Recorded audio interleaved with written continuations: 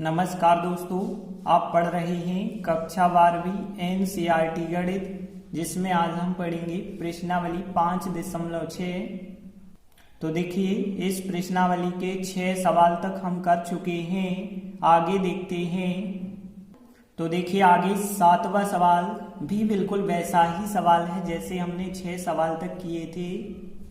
तो देखिए, हमें x और y के रूप में दो समीकरण दिए गए हैं जो t के रूप में हैं, और t क्या होता है? प्राचल होता है। तो फिर जब t के रूप में है तो हम t के सापेक्ष अवकलन करेंगे। तो देखिए, सबसे पहले लिखा हमने हल दिया है। x बराबर हमें एक समीकरण दिया गया है, y बराबर भी एक समीकरण है। दोनों समीकरण t के रूप में है, इसीलिए हमें t के सापेक्ष अवकलन करना होगा। तो देखिए, t के सापेक्ष अवकलन करने पर कैसे करेंगे? यहाँ अंश बटे हर वाला फार्मूला लगाना होगा। यहाँ भी अवकलन करने के लिए अंश बटे हर का फार्मूला लगाएंगे। तो यहाँ पे आप समझ लीजिए, साइन घन का अवकलन क्या होगा और करनी कॉस 2t का अवकलन क्या होगा। इसके बाद ही हम अंश बटे हर का फार्मूला लगाएंगे। तो देखिए, साइन घन t लिखा है, इसे हम ऐसा लिख सकते हैं साइन t का होल घन, एक ही बात है। चाहे ऐसा घन लगाएं या होल करके घन लगाएं, एक ही बात है। देखिए, हमें पता है कि x घन का जो अवकलन होता है वो 3x वर्ग होता है।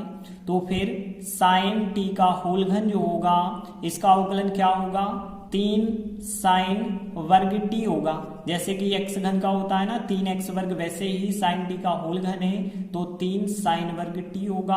और साइन t का फिर हम रिपीट करेंगे तो साइन t का कितना हो जाएगा? cos t। तो ध्यान रखना, साइन t का होल घन है तो इस प्रकार से अवकलन करना होगा।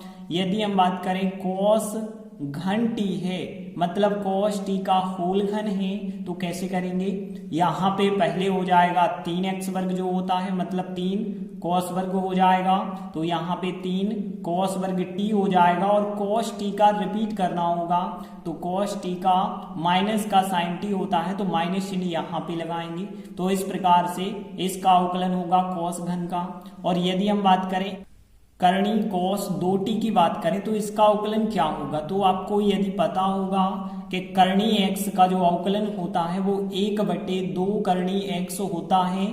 तो यहाँ पे करनी cos 2t का जब हम करेंगे तो 1/2 करनी cos 2t आएगा, लेकिन इसका रिपीट करना होगा। तो cos का जब हम रिपीट करेंगे तो माइनस का साइन 2t आएगा, और इसके बाद 2t का फिर रिपीट करेंगे तो 2t का हमें 2 रिपीट करना होगा। तो इस प्रकार से इसका अवकलन करेंगे। साइन घन का भी अवकलन, cos घन का भी अवकलन होगा। तो अब हम फार्मूला लगाते हैं। तो देखिए, हमने अंश बटे हर का अवकलन वाला फार्मूला लगाया। पहले आता है हर, फिर अंश का अवकलन, फिर माइनस अंश आता है, हर का अवकलन आता है, बटे हर का वर्ग आता है। तो देखिए, अभी अभी हमने बताया, पहले हर लिखा। इस अंश का अवकलन कैसे करना है हमने अभी बताया कि पहले घन का करेंगे तो 3 साइन वर्ग आएगा, फिर साइन का रिपीट होगा तो cos आएगा। फिर हमने अंश को लिखा, इस हर का अवकलन करेंगे तो करनी cos t का करेंगे तो 1/2 करनी cos t होगा। फिर cos 2t का रिपीट करेंगे तो माइनस का साइन 2t, और 2t का फिर रिपीट होगा तो 2 होगा। और नीचे क्या होता है? हर का वर्ग। इसके बाद देखिए, यहाँ पे जो बटे का cos 2t है करनी के अंदर, इसको हम हटाने का प्रयास करेंगे। तो हर एक पद में, चाहे वो अंश का हो या हर का हो, तो अंश और हर में करनी cos 2t का गुणा करेंगे। तो इसका गुणा इससे भी होगा इस स्टेप से। तो यहाँ जब इसका गुणा इससे होगा तो करनी से बाहर आ जाएगा cos 2t, और इससे जब आप करेंगे तो यह संख्या कट जाएगी। इससे करेंगे तो इनटू में यह संख्या बन जाएगी। तो देखिए, इसका गुणा इससे किया तो यहाँ पे cos 2t बन जाएगा। 3 को आगे लिखा है, बाकी साइन वर्ग t cos t रहेगा। माइनस और माइनस प्लस बन जाएगा, 2 से 2 तो कट चुके हैं। साइन घन t है और यहाँ साइन 2t बचा रहेगा, और इससे भी गुणा करना है। तो देखिए, यहाँ वर्ग वर्गमूल तो कट जाएगा, तो यह तो बाहर ही रही, और इससे गुणा करना था हमें करनी cos 2t का, तो इनटू में आ जाएगा। अब देखिए, हमने इसका तो अवकलन कर लिया, अब हमें इसका भी अवकलन करना होगा। तो यहाँ भी अंश बटे हर का फार्मूला लगाएंगे। तो देखिए, y का अवकलन करेंगे तो dy/dt होगा। पहले हर लिखेंगे, फिर अंश का अवकलन, फिर माइनस अंश लिखेंगे, हर का अवकलन करेंगे बटे हर का वर्ग करेंगे। तो देखिए पहले लिखा हर, कॉस घन का अवकलन करेंगे तो 3 कॉस वर्ग होगा, फिर कॉस का रिपीट करेंगे तो माइनस का साइन टी हो जाएगा। फिर हमने अंश लिखा, हर का अवकलन मतलब करनी का करेंगे तो 1/2 करनी कॉस टी होगा। फिर कॉस टी कॉस 2t का रिपीट करना है तो माइनस का साइन 2t आ जाएगा, और 2t का रिपीट करेंगे तो 2 आ जाएगा। अब देखिए यहाँ भी बिल्कुल 2 से 2 तो कट जाएंगे। अब यहाँ करनी में जो cos 2t चल रहा है इसका फिर हमें इसी की तरह गुणा करना होगा, तो इसका गुणा इससे होगा तो बाहर आ जाएगा, और इसी में होगा तो यह संख्या कट जाएगी, इसमें होगा तो इनटू में और आ जाएगी संख्या। तो देखिए यहाँ भी यदि इसका गुणा इससे किया तो यह संख्या बाहर आ जाएगी, -3 इनटू में आगे लिख सकते हैं, और cos वर्ग और sin t वैसे ही लिखा, माइनस और माइनस प्लस हो जाएगा। और यहाँ पे देखिए साइन 2t बचा रहेगा, 2 से 2 कट जाएंगे, और cos घन t बचा रहेगा, और ये करनी वाली संख्या का गुणा हमने अंश और हर में किया है तो यह कट जाएगी। देखिए यह तो वर्गमूल कट जाएगा, बाहर आ जाएगी, लेकिन एक संख्या से आप गुणा कर रहे हैं तो इनटू में यह संख्या बन जाएगी। तो देखिए अब dy/dt भी आ गया, dx/dt भी आ गया। अब हमें ज्ञात करना है dy/dx। तो देखिए हमने लिखा आता है dy/dx बराबर, तो हम dy/dt में भाग करेंगे dx/dt का, तो dt से dt तो कट जाएगा, क्या बचा रहेगा dy/dx, और हमें dy/dx ही तो ज्ञात करना है। तो देखिए dy/dt का हम यह मान रखेंगे, और फिर बटे लगाकर dx/dt का यह मान रखेंगे। तो देख सकते हैं बटे में तो एक सी संख्या है, तो बटे वाली संख्याएं तो कट जाएंगी, यह संख्या बटे यह संख्या आ जाएगी। तो देखिए इस प्रकार से बटे वाली संख्याएं कट चुकी होंगी, यह संख्या बटे यह संख्या आ जाएगी। अब देखिए वैसे आप आंसर तो यही लिख सकते हैं, लेकिन फिर भी यदि आप आगे सॉल्व करना चाहते हैं तो देखिए साइन 2t का फार्मूला लगाना होगा, यहाँ भी साइन 2t का, यहाँ पे cos 2t का लगाना होगा, यहाँ भी cos 2t का लगाना होगा। लेकिन ध्यान रखना यहाँ cos 2t के पास में क्या लिखा है cos वर्ग, तो cos 2t का जो cos के रूप में फार्मूला होता है वह लगाएंगे, और यहाँ पे cos 2t के पास में sin वर्ग लिखा है, तो यहाँ cos 2t का जो sin के रूप में फार्मूला होगा वह लगाएंगे। तो देखिए cos 2t की बात करें या 2 थीटा की बात करें तो cos 2 थीटा बराबर cos के रूप में यदि आप फार्मूला लगाना चाहते हैं तो 2 cos वर्ग थीटा -1 होता है, और यदि आप cos 2 थीटा का फार्मूला साइन में लगाना चाहते हैं तो 1 - 2 साइन वर्ग थीटा होता है। और साइन 2 थीटा का तो आपको फार्मूला पता ही है, साइन 2 थीटा बराबर क्या होता है 2 sine theta into cos theta होता है। तो देखिए तीनों फार्मूला यहाँ पे लगने वाले हैं, साइन 2t के स्थान पे भी लगाएंगे, यहाँ साइन 2t के स्थान पे साइन 2t वाला फार्मूला होगा, यहाँ साइन 2 थीटा वाला कह सकते हैं, और कॉस वाला फार्मूला लगाएंगे कॉस 2t, और कॉस 2t का लगाएंगे कॉस 2 थीटा वाला। यहाँ पे कॉस 2t के साथ में कॉस वर्ग है तो कॉस वर्ग वाला फार्मूला आना चाहिए, तो यहाँ पे यह फार्मूला लगाएंगे ऊपर, और यहाँ इसके साथ साइन है तो साइन वाला फार्मूला लगाएंगे। तो देखिए इस प्रकार से हमने cos 2t का फार्मूला यह लगाया, cos 2t का यह लगाया, sin 2t का यह फार्मूला लगाया, sin 2t का यह लगाया, और बगल में आप लिख दें कि हमने यह फार्मूले लगाए हैं। इसके बाद यदि आप सॉल्व करेंगे तो देखिए -3 का गुणा इससे होगा, और इंटू में यह संख्या है तो देखिए -3 का 2 से होगा तो माइनस का 6 होगा, और cos वर्ग भी साथ में है, और इन सबका गुणा जब इससे करेंगे तो यहाँ cos पे 4 की घात हो जाएगी, और इंटू साइन t -3 का -1 से होगा तो प्लस का 3, और इंटू में यह संख्या रहेगी, और यहाँ पे देखिए 2 का 2 रहेगा, यहाँ पे हो जाएगी cos पे 3 की और एक 4 की घात, और यहाँ भी हम वैसे ही गुणा करेंगे 3 एकम 3 हो जाएगा, और इंटू में यह संख्या 3 दूनी 6 हो जाएगी, साइन वर्ग और साइन वर्ग साइन पे 4 की घात इंटू cos t हो जाएगा, और फिर देखिए 2 लिखा हमने साइन पे 3 और एक 4 की घात इंटू cos t। तो देखिए यदि आप कोष्टक खोलेंगे तो इस प्रकार से संख्या प्राप्त होगी। अब आप देख सकते हैं -6 cos पे 4 की घात t साइन t, और यहाँ प्लस के 2 cos पे 4 की घात t साइन t। तो देखिए यह तो संख्याएं एक सी हैं, तो -6 में से 2 अलग प्लस के कर दें तो -4 बचे होंगे। सेम यहाँ पे भी देखिए -6 और +2, तो इसमें से इसको अलग करेंगे तो -4 बच जाएंगे। तो देखिए हमने यह संख्या वैसे ही लिखी, इसमें से इसको अलग कर दिया तो माइनस के 4 बच जाएंगे। यह संख्या लिखी, इसमें से इसको अलग किया तो माइनस के 4 बच गए होंगे। अब देखिए आप अंश में से कुछ कॉमन हो रहा है, जैसे हम देख सकते हैं cos वर्ग कॉमन हो जाएगा, sin t कॉमन हो जाएगा, नीचे से भी कॉमन हो रहा है, sin वर्ग t कॉमन हो रहा है और cos t कॉमन हो रहा है। तो देखिए यदि आप अंश से cos वर्ग t sin t कॉमन लेते हैं और हर से sin वर्ग t cos t कॉमन लेते हैं तो यहाँ तो 3 बचा होगा, 4 में से 2 की घात कॉमन निकल गई, 2 की sin t कॉमन निकल गया, यहाँ भी 2 की घात बच जाएगी क्योंकि cos t कॉमन निकल गया है और sin वर्ग कॉमन निकाला है। अब आप देख सकते हैं फिर यहाँ पे cos वर्ग, यहाँ पे एक cos आपस में कट जाएगा, sin से एक sin कट जाएगा, मतलब एक cos यहाँ बचा रहेगा, एक sin यहाँ बचा रहेगा। तो देखिए इस प्रकार से cos बचा और पूरी यह संख्या, एक sin बचा और पूरी यह संख्या। cos का गुणा यहाँ करेंगे, sin का गुणा यहाँ करेंगे, तो देखिए गुणा करेंगे तो इस प्रकार से प्राप्त होगा। अब यहाँ देखिए ऊपर और नीचे कुछ फार्मूले बन चुके हैं, 3 थीटा वाले फार्मूले बन चुके हैं। तो देखिए जैसे आपको पता होगा sin 3 थीटा बराबर क्या होता है, 3 sin थीटा माइनस 4 sin घन थीटा होता है। तो देखिए यहाँ नीचे बना हुआ है 3 sin थीटा माइनस 4 sin घन थीटा, तो नीचे तो sin 3 थीटा का फार्मूला हो जाएगा। ऊपर यदि हम देखें तो cos 3 थीटा वाला फार्मूला बना है जो कि क्या होता है, 4 cos घन थीटा होता है माइनस 3 cos थीटा होता है, यह फार्मूला होता है।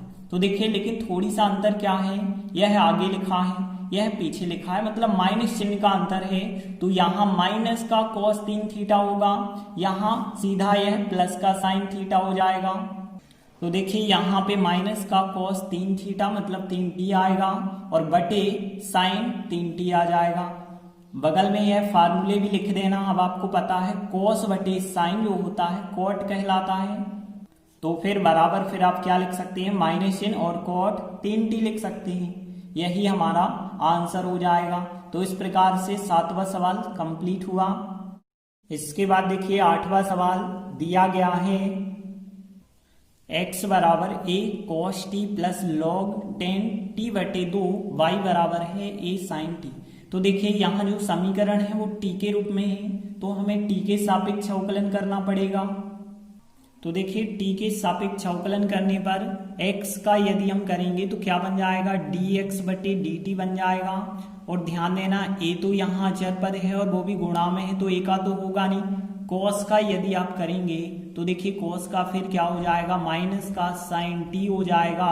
अब देखिए यहाँ पे log का यदि आप करेंगे तो 1 बटे x होता है, मतलब 1 बटे यह संख्या हो जाएगी। तो देखिए log का हम कर रहे हैं तो 1 बटे क्या हो जाएगा, 10 t बटे 2 हो जाएगा।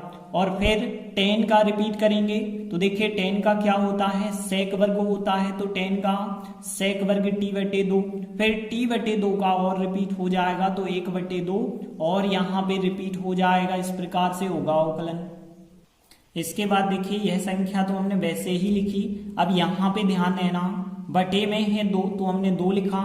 देखिए 10 को यदि हम साइन बटे कॉस कहते हैं तो हमें पता है कि यहाँ पे 10 जो है नीचे है, तो नीचे यदि फार्मूला हम लगाएंगे 10 का तो साइन t बटे 2 होगा और फिर बटे में क्या होगा, cos t बटे 2 होगा। ऊपर चल रहा है 1। अब देखिए इंटू में ऊपर है सेक वर्ग, तो देखिए सेक वर्ग को यदि हम cos में बदलेंगे तो 1 बटे cos वर्ग होगा। तो यहाँ ऊपर तो 1 है ही, नीचे आ जाएगा cos वर्ग, तो देखिए cos वर्ग आएगा, मतलब cos वर्ग t बटे 2 आ जाएगा। और इस 2 को हमने आगे लिखा है। ऐसा क्यों हमने किया है, क्योंकि एक cos तो आपस में यहाँ पे कट जाएंगे। तो देखिए a होगा माइनस का sin t होगा, बाकी यदि आप देखेंगे तो 1 बटे 2 एक cos आपस में कट जाएंगे, तो यहाँ पे sin t बटे 2 होगा इंटू cos t बटे 2 यहाँ पे बचा रहेगा। अब देखिए आपको फार्मूला साइन 2 थीटा का तो पता ही होगा कि 2 sine theta into cos theta होता है, लेकिन यदि 2 थीटा की जगह 1 थीटा होता है तो फिर यहाँ 2 साइन थीटा बटे 2 इंटू कॉस थीटा बटे 2 हो जाता है। तो देखिए बिल्कुल यही फार्मूला बन गया, 2 साइन टी बटे 2 कॉस टी बटे 2। तो यह फार्मूला हो जाएगा फिर साइन थीटा का, मतलब साइन टी का हो जाएगा। तो देखिए यहाँ पे फिर 1 बटे साइन टी बन जाएगा और बगल में यहाँ पे यह फार्मूला भी लिख दें, क्योंकि साइन थीटा बराबर 2 साइन थीटा बटे 2 इंटू कॉस थीटा बटे 2 होगा। देखिए अब यहाँ पे थोड़ी सा यदि आप और सॉल्व करते हैं तो यहाँ पे फिर एलसीएम आप ले पाएंगे, तो साइन यहाँ पे एलसीएम हो जाएगा। तो देखिए यहाँ तो बटे 1 माना जाएगा, 1 का साइन से करेंगे नहीं कटेगा, यहाँ पे हो जाएगा माइनस का साइन वर्ग टी और यहाँ पे प्लस साइन से साइन कट जाएंगे तो यहाँ पे हो जाएगा फिर 1। और आगे भी यदि आप करना चाहें तो देख सकते हैं यहाँ पे आ चुका है 1 माइनस साइन वर्ग थीटा बन गया है। देखिए बस अंतर इतना है, साइन वर्ग आगे लिखा है और 1 पीछे लिखा है, आखिर है तो यही। तो 1 माइनस साइन वर्ग थीटा क्या होता है, कॉस वर्ग थीटा होता है, तो यहाँ कॉस वर्ग टी बन जाएगा। तो यहाँ ए लिखा कॉस वर्ग टी बन जाएगा और बटे क्या चल रहा है, साइन टी चल रहा है। अब देखिए y का भी हम t के सापेक्ष अवकलन करेंगे तो यहाँ पे dy बटे dt आ जाएगा, a का तो a रहेगा, साइन t का यदि हम अवकलन करेंगे t के सापेक्ष तो क्या हो जाएगा, cos t हो जाएगा। अब इससे तो आगे सॉल्व करने की जरूरत नहीं है, dx बटे dt भी हो गया, dy बटे dt भी हो गया। अब हम dy बटे dx निकाल सकते हैं।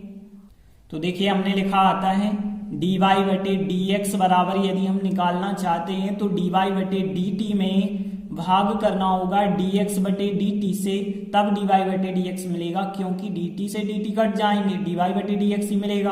अब देखिए dy बटे dt का मान कितना हमने निकाला था, a cos t निकाला है और फिर बटे में dx बटे dt का मान कितना रख रहे हैं, a cos वर्ग t और बटे का sin t रख रहे हैं। तो देखिए यदि यहाँ पे आप देखें तो a से a कट जाएगा, एक cos यहाँ पे कट जाएगा, तो फिर क्या बचा होगा देख सकते हैं, 1 बटे यहाँ पे cos t बटे sin t बचा होगा।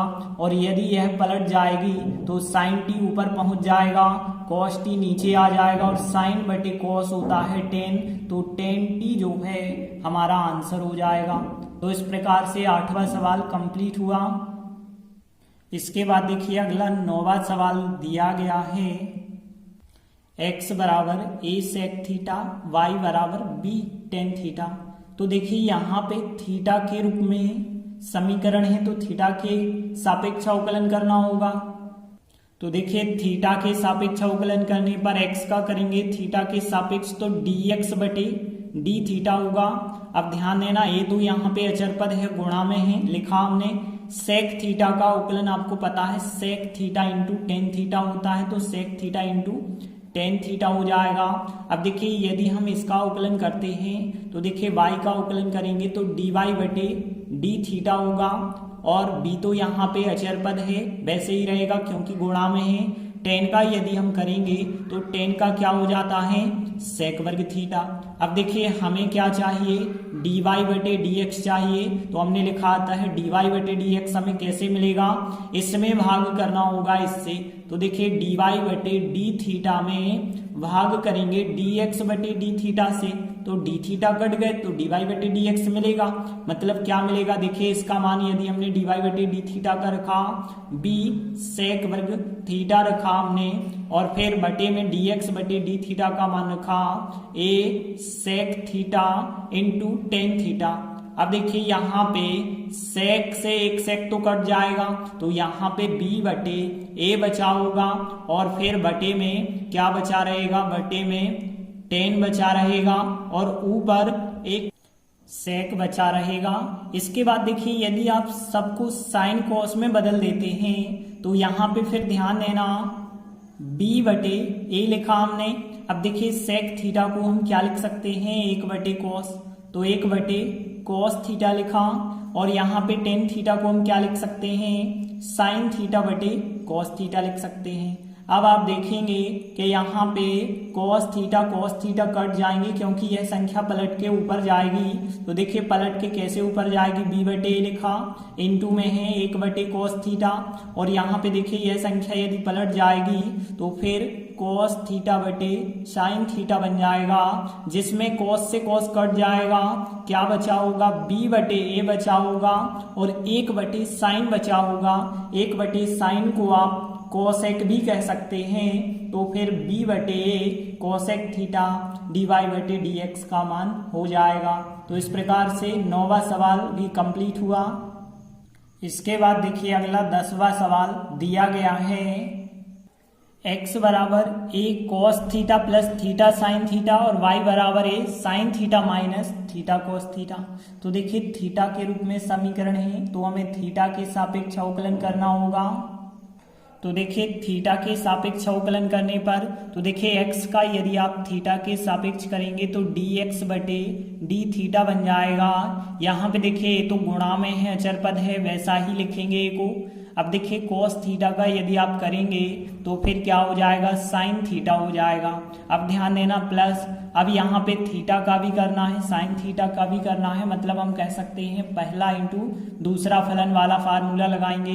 तो देखिए पहला फलन हमने लिखा, दूसरे का अवकलन मतलब यहाँ साइन का अवकलन हो जाएगा तो cos थीटा आ जाएगा, प्लस दूसरा फलन आएगा साइन थीटा और पहले का अवकलन आएगा, मतलब यहाँ थीटा का अवकलन कितना आ जाएगा, 1। तो देखिए इस प्रकार से आएगा पहला फलन दूसरे का अवकलन, दूसरा फलन पहले का अवकलन, और यहाँ पे यदि आप और आगे करेंगे तो देखिए a आएगा और यहाँ पे देखिए साइन थीटा कट जाएगा, a का गुणा इससे होगा तो a थीटा cos थीटा आ जाएगा dx बटे d थीटा का मान। अब देखिए इसके बाद हमें निकालना होगा, इसका भी अवकलन करना होगा, तो dy बटे डी थीटा आएगा, तो y का अवकलन करेंगे तो क्या आ जाएगा, dy बटे डी थीटा आएगा। अब ध्यान देना यहाँ तो a जो है अचर पद है लिखा हमने, साइन थीटा का करेंगे तो साइन थीटा का कितना होता है अवकलन, cos थीटा, फिर माइनस चिन्ह लगाएंगे। अब यहाँ पे ध्यान देना, यहाँ फिर पहला फलन दूसरा फलन बनेगा, तो देखिए हमने लिखा पहला फलन दूसरे का अवकलन, तो देखिए cos का अवकलन करेंगे तो फिर माइनस का साइन थीटा बन जाएगा, माइनस चिन्ह हमने यहाँ पे लगा के लिखा, प्लस दूसरा फलन हम लिखेंगे तो cos थीटा और फिर पहले का अवकलन मतलब थीटा का अवकलन करेंगे तो कितना आ जाएगा, यहाँ पे 1 आ जाएगा। और देखिए आगे यदि हम सॉल्व करेंगे तो a आएगा, यहाँ पे cos थीटा माइनस से कोष्टक खोलेंगे तो यहाँ माइनस माइनस का प्लस हो जाएगा, थीटा साइन थीटा, और देखिए यहाँ पे यदि आप माइनस चिन्ह का गुणा करेंगे तो माइनस का cos थीटा आएगा, cos थीटा से cos थीटा कट जाएगा, मतलब a इंटू यह संख्या आ जाएगी थीटा साइन थीटा। तो देखिए dy बटे डी थीटा का मान आ गया और dx बटे डी थीटा का मान भी आ गया। अब हम इनसे क्या निकालेंगे, dy बटे dx, तो लिखा हमने आता है dy बटे dx बराबर, मतलब इसमें भाग करना होगा इससे, तो हमने यहाँ लिखा dy बटे डी थीटा में हम भाग करेंगे dx बटे डी थीटा से। तो देखिए इनका मान रखा हमने a theta into sine theta है dy बटे डी थीटा का मान, और dx बटे डी थीटा का मान क्या है, a theta into cos theta. अब देख सकते हैं यहाँ पे a थीटा तो कट जाएगा, क्या बचा होगा, साइन थीटा बटे cos थीटा बचा होगा, और साइन बटे cos क्या कहलाता है, tan कहलाता है, तो tan थीटा हमारा आंसर हो जाएगा। तो इस प्रकार से 10वां सवाल भी कंप्लीट हुआ। इसके बाद देखिए 11वां सवाल, ये थोड़ी सा अलग सवाल है, x बराबर हमें दिया गया है और y बराबर जो दिया गया है, और इनकी सहायता से हमें dy बटे dx का मान सिद्ध करके बताना है कि माइनस y बटे x होगा। तो देखिए सबसे पहले हमने लिखा दिया है x बराबर करनी के अंदर a के ऊपर साइन इनवर्स t, y बराबर करनी के अंदर a के ऊपर cos इनवर्स t की घात। अब देखिए यहाँ पे अवकलन करना चूंकि कठिन होगा, इसलिए हम क्या कर रहे हैं, लॉग विधि से करेंगे, दोनों पक्षों का हम लॉग ले सकते हैं। तो देखिए यदि हम लॉग लेते हैं यहाँ पे, तो देखिए यहाँ के दोनों पक्षों का यदि हम लॉग लेंगे तो यहाँ पे फिर क्या हो जाएगा, log x, और यहाँ पे यदि हम लॉग लेंगे तो log a के ऊपर जो है साइन इनवर्स t टी की घात लगी है और करनी लगी है, करनी मतलब हम कह सकते हैं 1/2 की घात। और सेम यहाँ पे भी log यदि लिया जाए तो यहाँ पे log y होगा और यहाँ पे log लगा के a के ऊपर cos इनवर्स t की घात लगी है और फिर करनी मतलब 1/2 की घात। अब आपको नियम पता है कि घात कहाँ आ जाती है, आगे आ जाती है, log m पे n की घात होती है तो घात आगे आ जाती है। तो देखिए यहाँ 1/2 आगे आ जाएगा और यहाँ भी 1/2 आगे आ जाएगा। इसके बाद ध्यान देना log x लिखा, देखिए 1/2 लिखा। अब यहाँ log m पे n की घात फिर यही नियम लग जाएगा तो यह घात फिर आगे आ जाएगी। तो यहाँ पे साइन इनवर्स t की घात फिर आगे आ गई, बाकी बचा होगा log a। यहाँ भी यदि हम देखें तो log y बराबर 1/2 है, एक घात यह लगी है तो यह घात भी आगे आ जाएगी, बाकी क्या बचा होगा, log a बचा होगा। अब देख सकते हैं t के रूप में हमारा सवाल यहाँ पे है तो हम t के सापेक्ष अवकलन कर देंगे। तो देखिए t के सापेक्ष अवकलन करने पर तो देखिए log x का करेंगे 1/x होगा, लेकिन x का रिपीट करना होगा क्योंकि t के सापेक्ष कर रहे हैं तो यहाँ पे dx/dt होगा। देखिए 1/2। अब देखिए साइन इनवर्स x का तो आपको अवकलन पता होगा, 1 करने के अंदर 1 - x वर्ग होता है। अब यहाँ t के रूप में है तो 1 करने के अंदर 1 - t वर्ग होगा। देखिए log a यहाँ तो अचर पद है तो अचर पद तो इनटू में बिल्कुल वैसे ही रहेगा। यहाँ पे भी अवकलन करेंगे तो log y का करना है तो कितना आएगा, 1/y आएगा और y का रिपीट करेंगे t के सापेक्ष तो dy/dt हो जाएगा। और यहाँ पे 1/2 तो वैसे ही लिखेंगे, cos इनवर्स t का पता है साइन के बराबर होता है, बस माइनस चिन्ह का अंतर होता है तो माइनस चिन्ह आगे लगा के लिखा हमने, -1/1 - t वर्ग आएगा। और log a यहाँ पे अचर पद है तो log a को हम लिखते गए। और ध्यान देना अब 1/x है तो x इस तरफ लाना होगा तो देखिए यहाँ पे dx/dt का जो मान होगा x इस तरफ आ जाएगा। बाकी यदि हम देखें तो 1/2 और फिर 1 करनी के अंदर 1 - t वर्ग है, log a है और यहाँ पे भी 1/y है जो y उस तरफ बन जाएगा। तो इस प्रकार से dy/dt का मान आ गया और dx/dt का मान आ गया।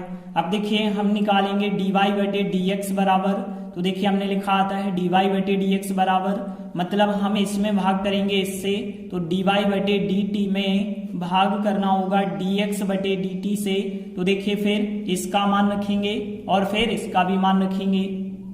तो देखिए dy/dt का मान हमने यह रखा और dx/dt का मान यह रखा। यदि आप यहाँ पे देखेंगे तो 1/2 कट जाएगा, 1 करनी में 1 - t वर्ग है यह कट जाएगा, log a भी कट जाएंगे। आपको क्या प्राप्त होगा, माइनस का y/x प्राप्त होगा। और यही हमें सिद्ध करना था कि dy/dx का मान y/x के बराबर होता है। तो हमारा सवाल यहीं पर सिद्ध हो जाता है। तो इस प्रकार से 11वां सवाल भी कंप्लीट हुआ। इसी के साथ हमारी यह प्रश्नावली भी यहीं पे कंप्लीट होती है। धन्यवाद।